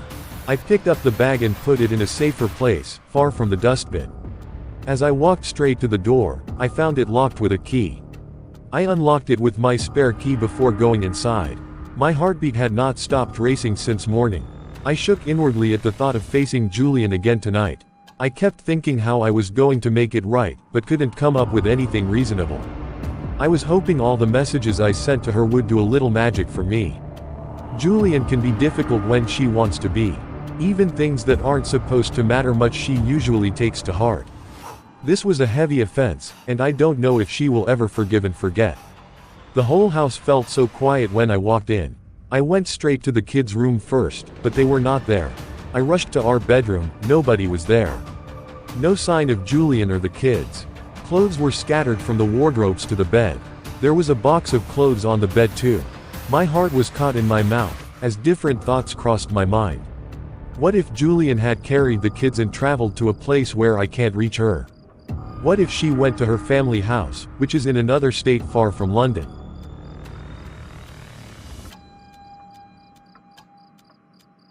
I checked the visitor's room, the kitchen, and every corner of the house, as I kept shouting my wife's and kids' names, but no response came. I was almost going crazy as I tried to reach her. I tried calling her over the phone, but she wasn't picking up. I knew she was not going to pick, but I decided to try anyway, and it was as I thought. I tried calling again as I moved towards our room, and then I heard a phone ringing inside. I rushed in and followed the sound. The phone was under a pile of clothes on the bed. She probably forgot it there. I was destabilized. I didn't even know where to look for her and the kids. I didn't want to get her family or mine involved. All the blame would be on me. I felt so ashamed of myself already. I know what I did, and I don't need a reminder of my sins. What have I done to myself? My family is scattered, and may not be able to survive this. I was broken, weak and powerless. I wiped a tear from my eyes. I never bargained for any of the things that happened. It was just a small mistake, and I thought what happens in Manchester stays in Manchester, but the devil wore clothes and shoes and traveled all the way down to London. The devil crept right into my home in the form of Zoe, and tried to destroy my 8 years of marriage. My wife and kids are gone, and I don't know where to look for them. No sign or note of where they might have traveled to. I decided to call Dave, my only bosom friend who understands, advises, and encourages me at every stage of my shattered life. Dave was not only my friend, he was a barrister, a man who loved and cared for his family. He was faithful to his wife, and also God-fearing. Hello Dave, Julian is gone. I came home from the hospital and met the house empty. She is gone with the kids. I don't even know where to go and look for her. I'm a dead man walking, Dave. I have lost it all. My wife has left me. And she will never forgive me. I know I made a mistake, but I never once invited Zoe to London. Julian caught us unaware in the office, and Zoe pulled her act, and they became friends. I hated such closeness, and tried to warn my wife, but Julian never listened to me. She said she just wanted to be nice to my colleague. She thought Zoe was a junior staff member in the office. I was shocked the day I came back and met Zoe in my home. I asked Julian why she did not even inform me, and she gave another excuse. Dave, I never bargained for any of this. I was trying to escape from Zoe, but my wife was making it so hard. I'm not shifting the whole blame on her. If I did not sleep with Zoe back in Manchester, all this wouldn't have been. I feel so sorry. I love my wife and my kids dearly. I love my family, and I will give up anything just to have them back. I wish I could undo what I have done. I wish I had not cheated on my wife. Dave, I'm a walking corpse because I live for my family. They are the reason I work so hard and smile often. If they are no more, what is the point of living? I don't know where to look for Julian or the kids. I don't know, Dave. I don't. I broke down and wept like a child. I could hear Dave speaking. I guess he put the call on speaker, but I didn't care. Emotion weighed at my throat. Everything and everyone are against me. I know God must be angry with me right now. I don't know exactly where Julian went with the kids, leaving her phone behind. Where will I go now to look for them? Barry. Barry. Is okay. It was a grave mistake not just from you, but from everyone involved in this. You set the fire, and your wife fanned the coal, even without knowing. Something worse could have happened to Zoe, or anyone else. Zoe took the highest risk by making friends with your wife, and coming into your home without any sign of remorse. But Barry, you had the larger share. I still wonder what you were looking for in another woman. Julian got it all for you, Barry. She was a good wife and caring mother who does not joke with her home. Think about the peace of mind when you are with your wife in bed, and the guilt and troubled mind when you are with a strange woman. Which will you prefer? I know you are only an imperfect human filled with mistakes. I also believe that everyone has learned their lessons. Calm down, Barry, everything will be alright. Drive out to my place. I'm home with my family, do not panic, and please drive carefully. Come over right now. I will be waiting for you. I sat on the chair sobbing for some time, before stepping out again. I drove out that night to Dave's place. He was at the door when I arrived. He ushered me inside his sitting room, while patting my back and trying to calm me down. Immediately I stepped into his parlor. My wife and kids were seated right in Dave's living room. My son was asleep. My daughter was sitting quietly beside her mother. I guess she was also feeling sleepy, because the time was already 9 p.m. It was past their bedtime. I looked back at Dave wondering how he managed to bring my wife and kids to his house. Dave's wife came out of the room and greeted me. I responded quietly. She looked at me like an unfaithful man, before asking Julian if she could take the kids inside to the children's room, but Julian declined, and said she would soon be leaving. Dave's wife looked at me again suspiciously. I was cautious of her eyes. She must have heard what I did and felt disappointed. She may even tell her husband not to associate himself with me again. It may have been innocent eyes, but ever since I started having this guilt feeling, I read meaning into people's reactions towards me. She came to ask if she could offer me anything. Despite being hungry and thirsty, I declined the offer. Julian angrily looked at me from head to toe. It was well expected. I managed to dodge her bomb eyes by taking a seat beside Dave, who sat in between Julian and I. Dave later took me outside. I know you are probably wondering how I got your wife and kids to my place. Well, I needed to do what I had to do because I can't watch your home get razed down. I just can't sit and do nothing while your home gets destroyed. After you called me from the hospital to inform me about what happened, I had to quickly drive down to your place. Julian was packing her things. She said she wanted to take her kids somewhere else, because she doesn't want to set eyes on you ever again. She said you actually took Zoe to the hospital, even after what happened. Julian was lamenting angrily as she gathered her clothes into a box. Your wife said since you have decided to choose Zoe over her and the kids, she will do the needful by going somewhere else to cool off her head. She can't live in the same house with you, not after what you did. I had to talk to her, and showed her how she also contributed to what happened. I told her how much of a battle you have been fighting to stay away from Zoe, and also confessed to her. Barry, I just thanked God I arrived at the right time to still meet Julian at home. I asked her to come over to my place with the kids, and she could still leave after that, if she felt the need to do so. I took her and the kids to my place. She was really angry, and couldn't stop talking all through the drive to my place. Even after we stepped into my house, she was still raging. At a point, she broke down and started crying. She still couldn't believe that you would hurt her the way you did. She wept bitterly. Both I and my wife were there to console her. I put each of your calls on loudspeaker, just for her to listen, and see how sorry you are, Barry. She was calm enough before you came. I did not want to tell you at first that your family was with me. I wanted to see your reaction, and to put your sober calls on speaker for Julian to hear you. Give your wife time. She will eventually forgive. She is hurting right now, and needs time to heal up. Don't rush her or force forgiveness down her throat. Love and care for her, even more now than before. Let her see through your action that you are truly sorry. Barry, you have to be careful too. You started this whole thing. It was funny at first, but not anymore. You have to make it right. My wife also spoke with Julian. So relax, your wife will not leave you, I'm certain of that, but if she ever wants to, please inform me on time. It won't be easy, but everything will be alright. I thanked Dave. I'm deeply in his debt. Dave went back inside and spoke to Julian for some time. I waited outside as he asked me to. When he asked me to come in, I did, and tried to kneel and apologize to Julian again, but she turned her face, tapped my daughter who was sleeping awake. I stood, carried my sleeping son to the car after thanking Dave and his wife. Julian was already inside the car with my daughter. I entered and drove off. We returned back to the house in silence. Julian and I lived like strangers. She hated me close to her. I had to move to the visitor's room.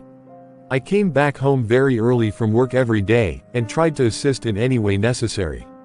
I still dropped money for the house upkeep every day, made dinner for the house, but Julian didn't eat my food, or touch anything that belonged to me. She distanced herself from me. Dave kept in touch, and asked me if there was any improvement, but even after 2 weeks, Julian was still the same. Dave said that I should be patient and give her more time, and that was what I did. Zoe was discharged from the hospital. She said she was going to sue me and my wife, because we made her lose her pregnancy, and almost killed her after inviting her to our home. Zoe kept threatening brimstone and thunder on what she was going to do to me and my wife. I told her to go and thank God for giving her a second chance to live. Even if she tries to take us to the court of law, she was still at fault for traveling all the way down, and coming straight to my home, oblivious to my dear wife who never knew what her agenda was. I returned her bag, paid off different debts for her, and still gave her enough money for her to travel back to Manchester. She said she wasn't going back to Manchester until she got her own pound of flesh.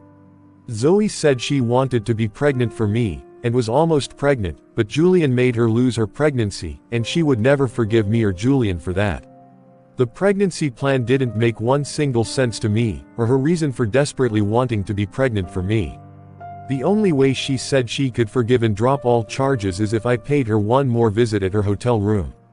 I left her after she collected the cash compensation gift I gave just for her to return to Manchester. Zoe was the last person I wanted to be seen close with.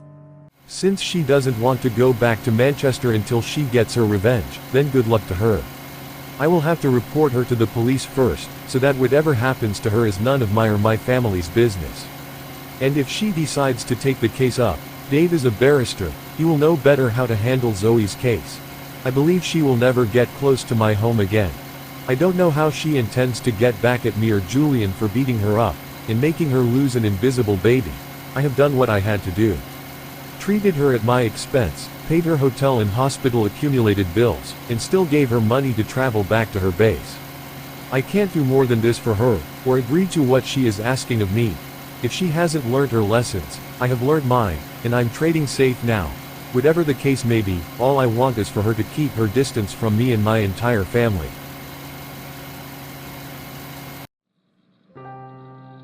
Why can't this girl leave me alone? I'm trying so hard to make it right again. I have settled her even without owing her a dime. The police served her a restraining order after her several threats on me and my family. I don't want to take any of her threats like a pinch of salt. Dave advised me not to take the threats lightly, and that I should block her number from my phone after serving her the order.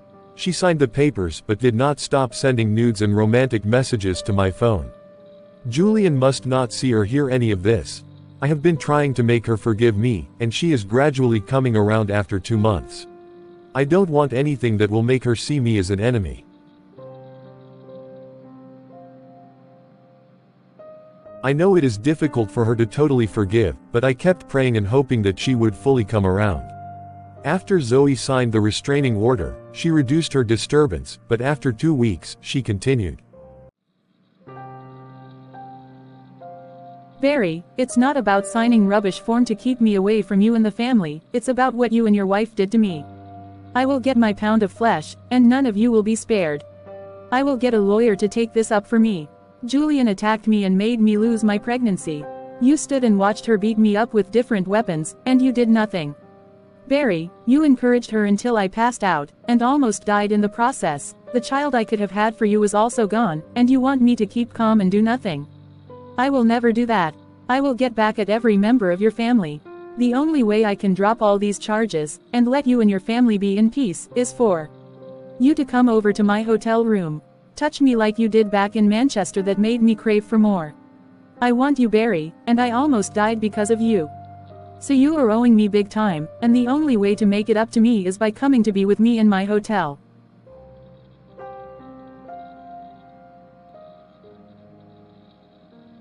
That evening, I drove to mine and Dave's usual hangout joint. I showed him the messages that Zoe had been sending to me, asking me to come over to her hotel. Dave asked me why I had refused to block her from reaching me, but I didn't have an answer for that.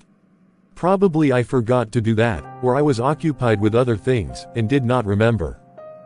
Are you serious right now, Barry? What are you still keeping her number for? End everything you have with this lady and focus on your family. You have shown her enough kindness. You owe her nothing again, and she will never do anything to you, or any members of your family, because of the restraining order that she signed. I have asked you before to block her line, and any means she uses to reach you. I don't understand why you have not done that. Julian is still finding it difficult to come around, and now that she is gradually showing the signs, don't do anything again that will discourage her, or make her want to leave you, or the marriage. No one and nothing else matters more now than your wife and kids. Zoe, or whatever her name is just a distraction. Stop letting her get to you. Or is there more to all this that you aren't telling me? Dave asked me the last question as if he no longer trusted me as his friend. I assured him that there was nothing, and I was going to block Zoe right away. I took my phone and blocked Zoe's number immediately, right in front of Dave. I didn't hear anything from her after then. It's been 2 whole months, and I have missed my wife. Julian was still acting cold towards me, but she had started serving my food again on the dining table. She sometimes helped with my laundry and ironing. But she hardly spoke to me. Even when I spoke to her, she found it difficult to reply.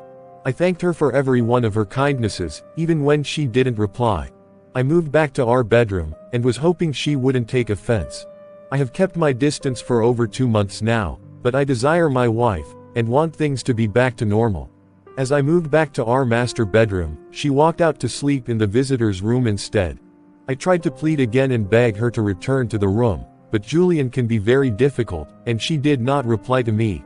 We have lived like 2 strangers far too long, and I can't bear it anymore. The following night I tried to persuade and plead again. Honey, I know my sins are heavy, and I don't deserve your love or forgiveness, but please, for the sake of our children, I beg of you in the name of God that we both serve to try and forgive. It is getting to 3 months that we have lived like enemies. I can't bear it anymore, honey. Give me another chance. I will never betray you ever again. You believe in God who is ever loving and forgiving. Why can't you forgive me, Julian? Please, honey, I promise to make it right if you will let me. Barry, if I was the one at fault, if I slept with another man even right under our roof, I'm very sure you would never look at me again. I may even be back at my parents' house by now, and everyone who cares to listen would know what I did. Either you send me out of the house, or you leave the house for me. Barry, people who live in glass houses do not throw stones. What you can't tolerate, don't do to another. Please leave God and religion out of this. If you had thought of God before all your dirty acts, I'm sure we wouldn't be having this conversation. All I ask is to be left alone. I don't know how to love or trust you anymore. I'm trying so hard, but finding it difficult. Forgiveness doesn't come cheap. I don't care how many months or years it takes me to heal. I just want you to let me be in peace, that's all I ask. There is nothing you do or buy that will undo what you have done. Even if the wounds heal up, the scar will serve as a reminder. Maybe it would have been better to get a divorce and move away, Father. I hushed her from saying her last statement. My eyes were getting soiled up. Gaining forgiveness from Julian was proving far more difficult. Why would she mention divorce? I detest such words. God forbid that my wife should separate from me. Before she completed her last sentence, I rushed to her and pulled her into my arm. She was struggling, slapping and hitting me to let her go. I held on to her. I told her she was my life, and I'm a walking corpse without her. If she refuses to forgive me, then I would be better dead than alive. I pleaded, and did not allow her slaps or struggle to get to me. I just wanted my wife again. I want my home back. My daughter asked me the other day why her mommy was not talking to me, and why I was not friends again with her. I couldn't even answer the question. I ended up telling her that I hurt their mom, and wish she would forgive me someday. My little daughter promised to help me beg her on my behalf. I know she must have done that, but Julian's heart is so hard. Dave and his wife have pleaded, and I have done everything within my power to make my wife let go of my sins, and yet nothing. I can't keep calm and watch her get fed up one day, and finally walk out of the marriage. That will shatter my home. I want my wife back. Julian kept hitting and later began to sob in my arm. She was cursing and calling me names for hurting her, and all I did was plead. I did not stop. I was in tears too as I held her. She cursed and abused me while still sobbing. After some time, she became quiet, and I let her go. I tried to wipe off the tears running down her face, but she slapped off my hand, and went into the bathroom to cry more. I sat on the bed holding my head and praying that Julian would find it in her heart to forgive. It is more than 2 months already that we are living as strangers. I can't take it anymore. When she came out, I was still there. I stood not knowing what to say or do again. If she didn't want me in the room, I would quietly return to the visitor's room, but I wanted to be with my wife, hold her all through the night. I wanted to assure and show her that I meant to keep my vows this time. She got ready for bed, and I was still standing, hoping this night would be different. She went straight to bed, and put off the light. I thought of moving to the bed, but things are not as they used to be. I was scared of offending her. I didn't want to sleep alone in the visitor's room again. I gradually walked to our matrimonial bed, and sat down first just to see her reaction. Julian did not say anything, or make a move to leave. I gently climbed up the bed, and kept my distance without a word, or touch. It seemed funny, but I tried to keep it cool for some time. I moved closer to my wife gently, placing a hand on her body first. When she did not slap off my hands like she would do before, I took that for a yes. For the first time in 2 months, Julian did not push me away. Zoe has tried to destroy me and my marriage, but God is remolding the crack that I allowed the devil to create on the wall of my home. When I woke up that morning and checked my phone, I saw a message with a strange number. I knew who sent it. I quickly blocked the number. I wanted to talk to Julian about it, because I don't want to keep any secrets from her again, but that may be opening a fresh wound and making her remember what she is trying to forget. I know Zoe is still in London, waiting and hoping I will come to her hotel, but that will never happen. That will be digging my grave. I will keep blocking every new number that she uses to reach me. I'm happy at least Julian is coming around, and I will make sure no devil in the form of Zoe will come between us.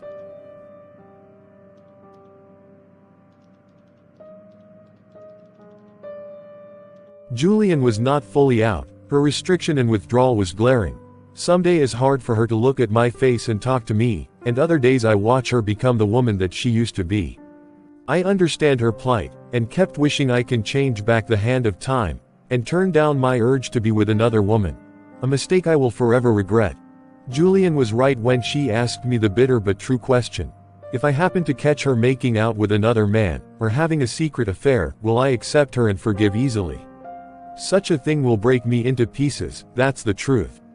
I may not be able to forgive her for such an act, or even lay with her without feeling disgusted. I know she was seriously trying to let go of the sins on my head, but what if the table was turned? Will I still be able to call her my wife? Society always asks the woman to forgive a cheating husband, and move past it, but condemn the woman if she is involved in such act. I don't blame Julian whichever way she chose to treat me, all I ask is for her not to leave me. Julian may be hardened if she is pushed to the wall, but beyond that, is a sweet, loving, and caring wife and mother. She wanted to work initially when we got married, and insisted in doing that. I allowed her for the first year until she became pregnant with our first child. I stopped her from working, and asked her to be a stay-at-home mom. The money I was making was enough to take care of my family. I don't want to trouble my wife, or watch her quickly grow old because of stress. She agreed to do as I said. I cherish her so much, and another truth is that she completes me. Home feels good when a woman is happy. Coming back home for the past few months, ever since Julian found out about me and Zoe, coming home has been so boring and lonely. I don't get to talk and laugh with my wife like we used to do. I watch her from the sitting room or dining go about her normal duty, and I will start wishing she will look towards me and smile like she used to do before. I talk and play with my kids when I'm bored, and I also watch television until I feel sleepy and go straight to the visitor's room. Those first 3 months was like hell on earth, but I thank God everything is gradually changing. Julian deserved to be angry, because I could have done more than been angry if I was in her shoe. I served my silent punishment within those months, but is over now. I have moved back to the master bedroom. She doesn't chase me off, or leave the room at my presence. It's been a long time I saw her laugh, but I know as little by little, she will become herself again. I kept blocking Zoe with each new number she uses to reach me. One day after work, as I was driving out of my company gate, I saw her. Zoe was waiting for me outside the gate because the security wouldn't let her in, and she can't reach me again over the phone. Barry, why are you been so heartless and wicked? Despite I almost died in your house. You supposed to show me love and care, but instead, you distance yourself from me as if I'm the devil. What if I was pregnant for you? Is this how you will still treat me and my child? Why will you even be pregnant for me, Zoe? Did I ever complain to you that my wife was a barren woman, and can't give me children? Listen, even if Julian has not been able to give me a child, I will still keep hoping and waiting until the set time comes, and if God decide otherwise, we will adopt kids, but I will never come to you for children, because you are self-centered and a heartless human being. Yes, Zoe. You go for whatever makes you happy, and do not care who gets hurt in the process. I ended things with you in Manchester, but you found your way down to London, and to my home. You brought disaster to my home, and almost succeeded in setting it up on fire. Do you think if Julian leaves me I will come for you? The answer is never. Even if it takes me a decade or more to plead or earn her forgiveness, I will certainly do that because she is a good woman. You are a lady with sense, stop acting foolish. Zoe, you are obviously wasting your time here in London, because I will never give you a second look. And for your information, I and my wife are cool, and I don't hide anything from her again. I show her all the nudes and messages you sent to my phone, and we both laugh at your foolishness together. She goes through my phone and blocks your every new number by herself. If she sees you close to me or close to my home, sorry will be your second name. This time around, you may not return to Manchester in perfect shape, because you are invading a private property after signing a restraining order to stay away from me and my family. You are breaking the law, and can be jailed if I return back to the police station to tell them that you have refused to let me and my family to be in peace. I can even show proof with the nudes and messages which you have been sending to me with different numbers. Now, listen to me carefully, Zoe. If I set my eyes on you this week, or you send another senseless message to me again, Zoe, I will get you arrested and jailed, and make sure they deal with you inside the cell until your skin starts falling off. You have crossed your boundary enough, and I have tolerated your excesses. I have been nice to you by footing your bills, and even giving you enough money that will get you to Manchester, and you can use the remaining for shopping. I have done that, but it seems that your desperate self will not rest until my home is destroyed. Now watch me destroy you in the same manner. You can't be dumb and heartless at same time. I meant every word that I just said, and if you doubt me, try me, or come anywhere close to me or mine. This is not just a threat. You should really take everything I said to heart, because I meant every word. Barry, you are so heartless and very wicked. My God will punish you and that your wife. It will not be well with you, Barry, for treating me like trash. I will return to Manchester this weekend, because waiting for you to come around is a waste of my precious time. And if you ever set foot in Manchester, and I happen to know about it, I will come and deal with you myself, or get boys who will mess you up. I know if I stand naked before you, it will be hard for you to resist me. Or are you not the same Barry again that had me to your satisfaction in Manchester, almost did in your office and right in your bathroom? Stop sounding like a motivational speaker, because you will still fall into my arm if you are given the opportunity. It's hard to say no to somebody like me, and for the record, I'm irresistible. The sad truth is that I loved you, and it was what drove me down to London. I don't go risking my life for a man, but I did it for you, thinking you are a human being. I wanted to have your child and keep you close to my heart. I have never done that for any man before, or expose myself to danger like I did with you. I can see you don't worth it. You are blind, and will never find a woman who deeply loves you like I do. Even your wife can't even be compared. Is your lose, Barry, and I will return to Manchester and get over you. You don't worth my time or my life. You are just a bunch of some useless London men who do not appreciate true love. Please, can I get some money from you, and I also won't mind if you will be kind enough to drop me at my hotel, or close to my hotel. Everything you just said is recorded in this phone, and I will be taking this to the CSP of police, both the one in charge of London and Manchester. If you are still here by next week, you will be arrested, Zoe, and I will be very glad to watch them torture you, so that next time when you see a man, you will leap carefully. I smiled before winding up my car glass, while she was trying to say something. I zoomed off, leaving her standing there. After insulting me, she still wanted me to drop her off at her hotel, or somewhere close to her hotel. Zoe was even asking me for another money, after spending the huge amount I gave her before to travel back. Zoe must be insane. I drove off and stopped at a supermarket to pick up some things for the house, and also bought one of Julian's favorite drink and snacks. Julian was watching a television program with the children when I returned. The kids ran to me and gave me a welcome home hug. My wife was laughing from the television skits that she was watching. She turned and looked up at me before telling me a cold welcome. I asked what the show was all about. I just wanted to hear her talk to me. She started explaining the comedy skit, and I have to put a show of laughter too, even though deep down it wasn't so funny. The kids were also trying to explain another version before Julian stood and said to my daughter, "Go ahead and explain to your daddy, let me get his food ready."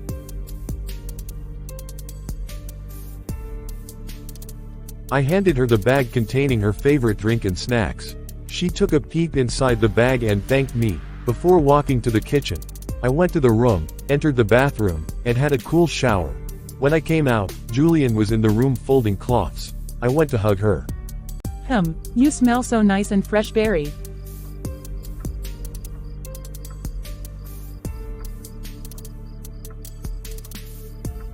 Honey, you smell like onions mixed with sweat.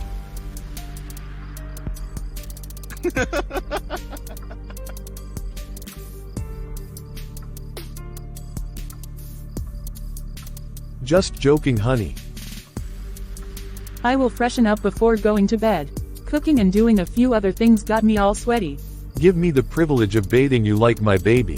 Please, please. Come on, Barry, I'm not a child. I will do that when I'm done with every chores. Your food is set on the dining, go and have your dinner. Dinner can wait, and I will help with every chore that needs to be done tonight. Just be my Jenny, and grant me my first wish. She was about saying something else, when I swept her into my arm, and moved to the bathroom. It was a refreshing evening, and we later retired that night to bed. I tried to open up to her concerning Zoe, because I promised never to keep secrets, or hide anything from her. At first, she didn't want to hear about it, but she later listened, and even asked me if I gave Zoe the money she was asking for. I assured her that I did not. I drove off, and left her standing. Julian gasped out before going silent. I can still see her struggle, but we are becoming a great partner to each other again, and I know it is a matter of time. We will be in our best as always.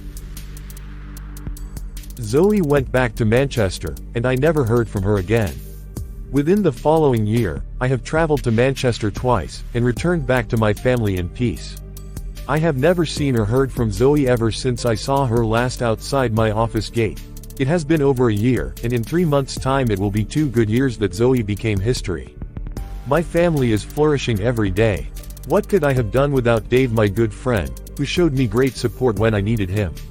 My loving and understanding wife who I vow with my life never to hurt again. My amazing and smart kids. They are one of my biggest blessings. My wife is not yet 100% her usual self. I don't expect to get her fully back after betraying her love and trust. It may take a miracle for that to happen, but I'm grateful for her progress. Her restriction ban is lifted off, and I'm happy about that. I await more of her love and trust for me to resurface again. I'm a man who broke my vow, failed my wife, and disappointed those who believed in me, but I refused to remain on the ground. I found myself back up, and I'm standing again, and will remain standing. I will never disrespect the bone of my bone like I did before. I learned my lesson in a bitter way.